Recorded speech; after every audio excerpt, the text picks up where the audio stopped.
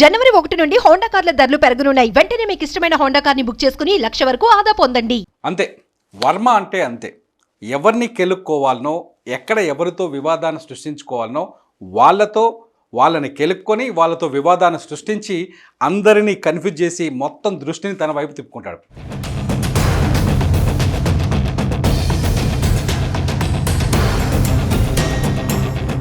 RGV ఇప్పుడు లేటెస్ట్గా వచ్చిన ఇష్యూ ఏంటంటే బర్రెలక ఎవరైతే కర్ణే శిరీష ఉందో తెలంగాణ ఎన్నికల్లో అసెంబ్లీ ఎన్నికల్లో కొల్లాపూర్ నుంచి ఎన్నికల్లో పోటీ చేసిందో ఈసారి బర్రెలకతో వివాదాన్ని రాజేసుకున్నాడు వర్మ. బర్రెలకని వైఎస్ జగన్ ఎప్పుడైతే తెలంగాణ ఎలక్షన్స్లో బర్రెలకకు 5,000 పైన ఓట్లు వచ్చాయి, ఎప్పుడైతే వైఎస్ జగన్ బర్రెలకని పవన్ కళ్యాణ్తో పోల్చాడో అక్కడి నుంచి బర్రెలకని వాడుకోవడానికి వర్మ కూడా ట్రై చేశాడు.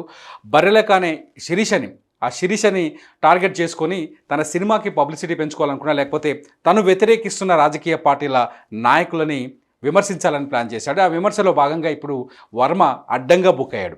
ఆంధ్రప్రదేశ్లో బర్రెలక అంశాన్ని తీసుకొచ్చి గతంలో జగన్ చెప్పారు, పవన్ కళ్యాణ్కి బర్రెలక కంటే ఎక్కువ ఓట్లు పడతాయని అనుకోవట్లేదని చెప్పారు.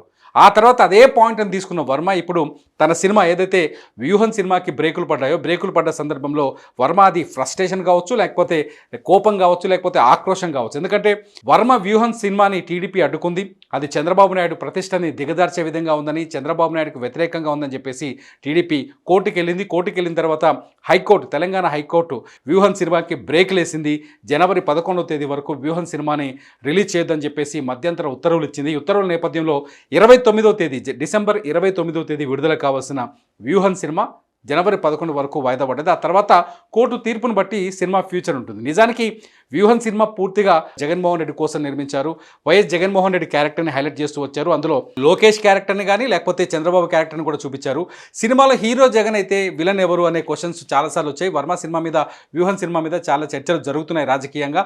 ఆంధ్రప్రదేశ్లో కూడా వ్యూహం సినిమా పైన రాజకీయంగా దుమారం చెలరేగుతుంది. ఎంత జరుగుతున్న టైంలో రామ్ గోపాల్ వర్మ బర్రెలెక్కను తన సినిమాలో ఉన్న, లేకపోతే ఏపీలో ఉన్న తనపైన వ్యూహం సినిమా పైన కోర్టుకు వెళ్ళిన నాయకులను పోల్చడం ఇప్పుడు వివాదాస్పదంగా మారింది.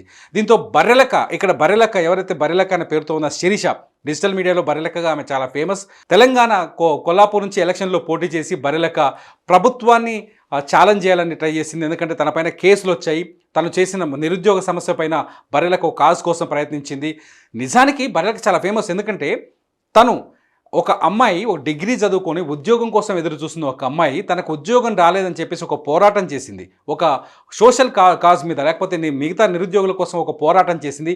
ఆ పోరాటంలో భాగంగా ఎలక్షన్స్లో పోటీ చేసి ప్రభుత్వాలని సవాల్ చేసింది, రాజకీయ పార్టీలని సవాల్ చేసింది. తెలంగాణలో కావచ్చు, లేకపోతే తను ఉంటున్న ప్రాంతంలో కావచ్చు, నిరుద్యోగ సమస్యని ప్రపంచానికి చాటి చెప్పే ప్రయత్నం చేసింది. అటువంటి బర్రెలెక్కను వర్మ కామెంట్ చేయడం నిజంగా ఇది రాజకీయంగా కావచ్చు, లేకపోతే తను దుమారాయంత రేపుతోంది. ఒక బర్రెలెక్క నన్నెలా ఒక ఏమీ తెలియని ఒక మహిళ బర్రెలెక్క పేరుతో ఫేమస్ అయ్యింది అని చెప్తే తను కష్టపడింది. వర్మ మాటల్లో ఏముంది? ఏమీ తెలియని ఒక మహిళ బర్రెలెక్క పేరుతో ఫేమస్ అయింది. ఊరికే ఫేమస్ కాలేదు, తను ఒక కాజ్ కోసం ప్రయత్నించింది. ఆ కాజ్ వల్ల అదైంది కాబట్టి తను ఫీల్ అయింది. అందుకనే బర్రెలెక్క ఇప్పుడు వర్మ పైన మహిళా కమిషన్ కూడా ఫిర్యాదు చేసినట్టుగా తెలుస్తోంది. అలాగే పోలీస్ స్టేషన్లో కూడా కేసులు నమోదు చేసినట్టుగా తెలుస్తుంది.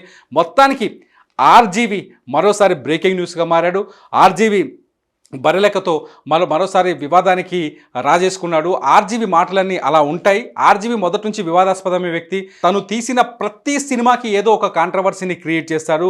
ఆ కాంట్రవర్సీని సినిమా పబ్లిసిటీకి వాడుకుంటారు. ఆటోమేటిక్గా వ్యూహం సినిమాకి కాంట్రవర్సీ క్రియేట్ చేయాల్సిన అవసరం లేదు.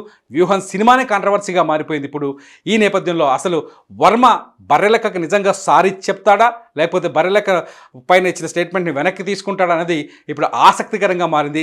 రామ్ గోపాల్ వర్మ సారీ చెప్పడం అనేది కూడా కొంత పెద్ద టాస్కే. ఆయన సాధారణంగా సారీ చెప్పను అంటాడు, తనంతాన్ని అన్ని విధాలుగా సమర్థించుకుంటాడు.